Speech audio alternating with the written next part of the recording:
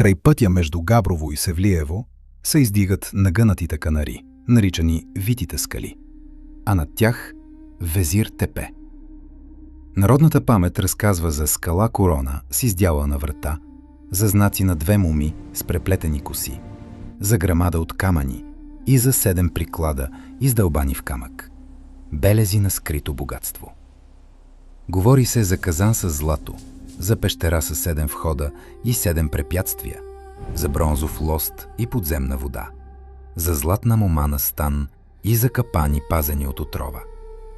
Казват, че има писмо, което сочи към още злато, но само за онзи, който умее да чете знаците. Това не е просто история за имане. Това е легенда за изпитание. Легендата. Балканът не обича алчните. Той пази, но и наказва. Разказват старите хора, че някога в смутни времена по тези земи минала орда, арнаути и хайдути, монаси и предатели.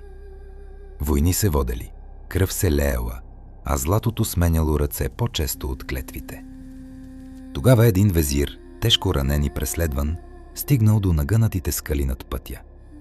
С него били хора, натоварени със съндъци, злато, сребро, пръстени, икони, жълтици.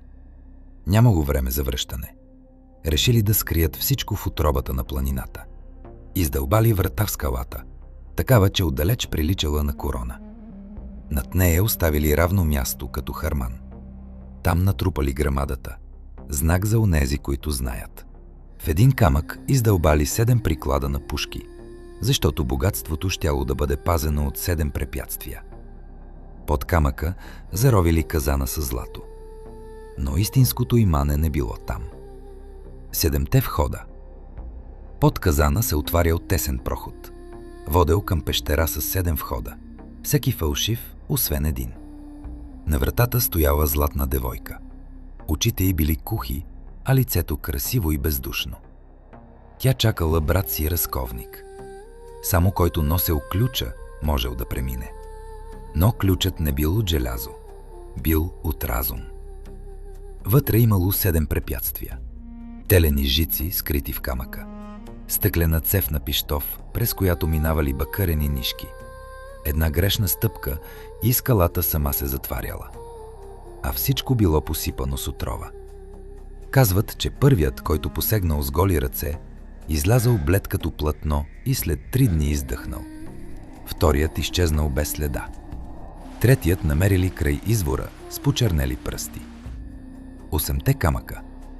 Извън градището лежали 8 камъка, като хора прострени по гръб. Под всеки имало различно количество пари. Но който вдигнал всички, намирал само пиринче на хълка. Тапа към по-дълбоко имане. А по ръба имало 2 дупки зазидани. Над тях фигура на арнаутин, мерещ сърна. Между пушката и животното тайна ниша. Под брашляна вход замазан с хорусан.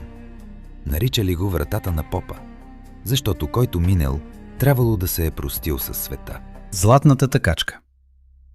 Най-страшна била легендата за дълбоката пещера с 62 стъпала. Долу стояла златна мома и течела на златен стан. Косите й светели, а очите й не мигали. Не се доближавай, така предупреждава преданието.